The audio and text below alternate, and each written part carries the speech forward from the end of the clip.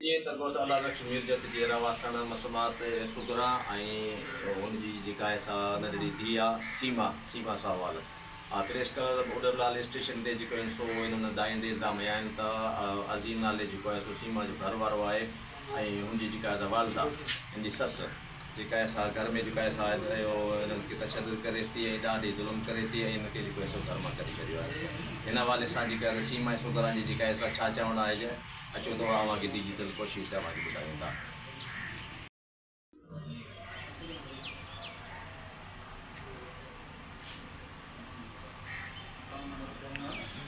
तव्हांजो नालो छा आहे बाबा? सीमा।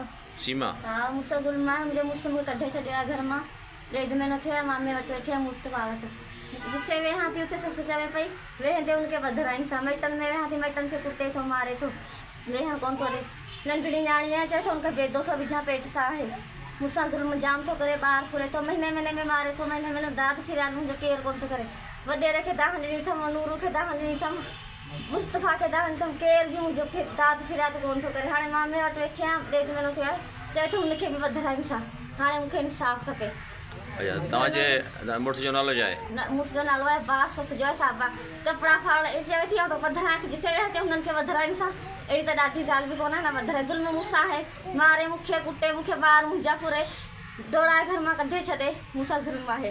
जीअं शादी कए सुख जो साह मूंखे कोन आइस थो पीए नशो इहो करे थो आइस जो अफ़ीम खाए थो सभु नशा थो करे चवे थो आउं तुंहिंजो मुड़ुसु कोन आहियां तूं मुंहिंजी माई कोन आहीं विहारे थो घर में गॾु सुम्हे थो चवे थो आउं इहो करे ॿियो को आहे ज़ुल्म मूंसां जाम थो करे। पोइ छा थियणु खपे? मूंखे इंसाफ़ खपे चवे थो विहारण सां कोन मूंखे इंसाफ़ खपे बसि। अच्छा तव्हां हुनजे ख़िलाफ़ को केस दाख़िल करायो थाणे ते? हाँ उते केस भी दाख़िल करायो आहे।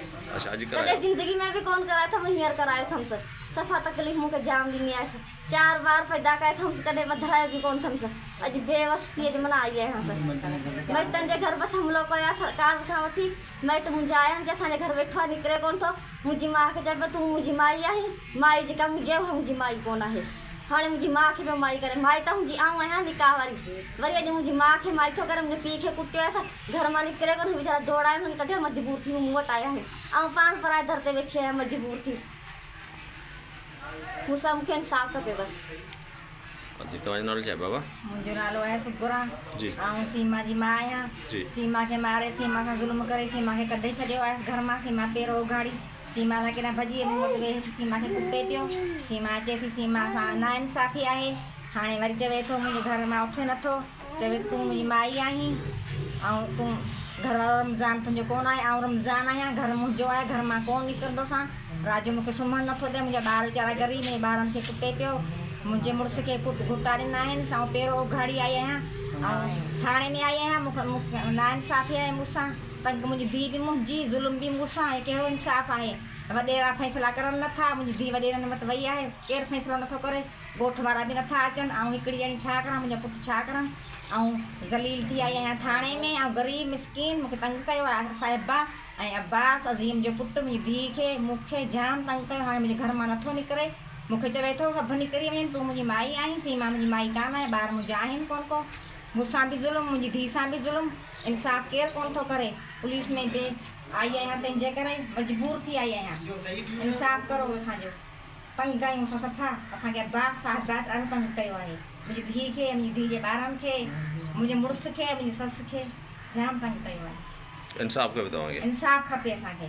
तव्हां NC दाख़िल कराई आहे? हा वरी पुलिस में आया दाख़िल कराई आहे ऐं आई आहियां हिते ऐं मजबूर थी आई आहियां मुंहिंजी धीउ खां बि इंसाफ़ खपे मूंखे मुंहिंजी धीउ खे बि खपे।